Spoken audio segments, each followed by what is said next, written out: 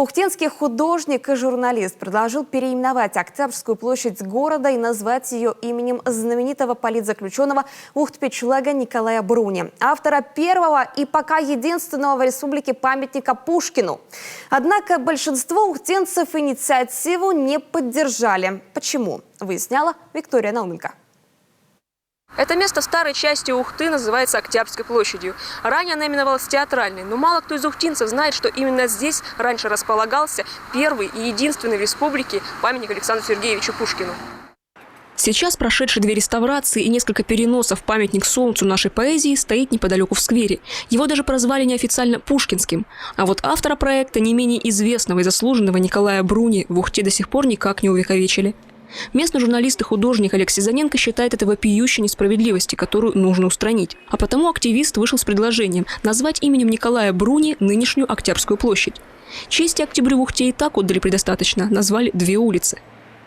Даже на табличке, которая установлена у нас, туристические указатели, не указано, что эта площадь называется Октябрьской площадью. Вот. На этой площади не существует ни одного здания, которое бы имело юридический адрес. И поэтому вот, с чисто финансовой точки зрения, да, переименование ее в площадь Бруни не будет стоить городу ничего. Это не просто акцент на теме гулаговского прошлого нашей страны и Ухты, поясняет Алексей Заненко. Николай Бруни не рядовой политзаключенный, который случайно по приказу лагерного начальства стал автором первого в коме памятника Пушкину, а не заурядный человек, который в принципе достоин быть увековеченным. Николай Александрович трижды георгиевский кавалер, музыкант, поэт, прозаик, летчик, авиаконструктор и даже священник. В Москву приезжал летчик французский, довольно известный, и Бруни был представлен к нему как сопровождающий, как переводчик. Он имел неосторожность пригласить его к себе домой. На Бруни был потом написан донос на его работе.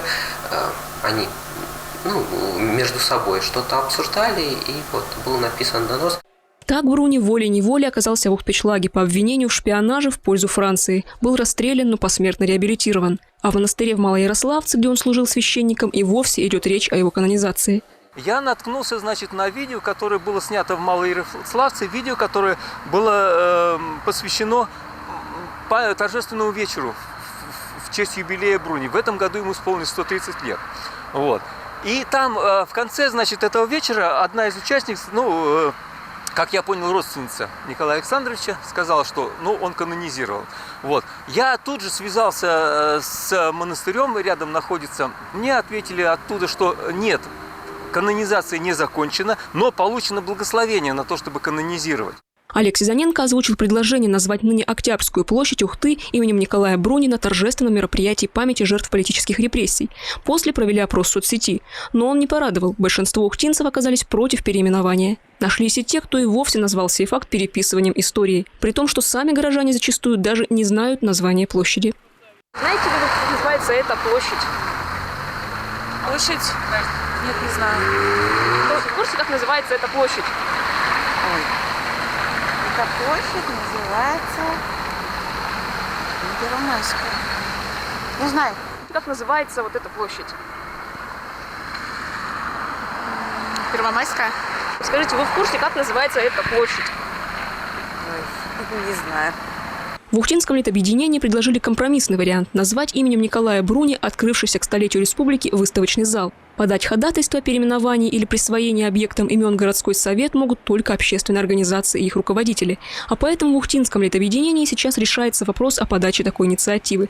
А значит, имя Николая Бруни в Ухте все же заслуженно увековечат. Правда, не так, как хотели изначально. Виктория Науменко, Павел Лагутин, телеканал Юрган, Ухта.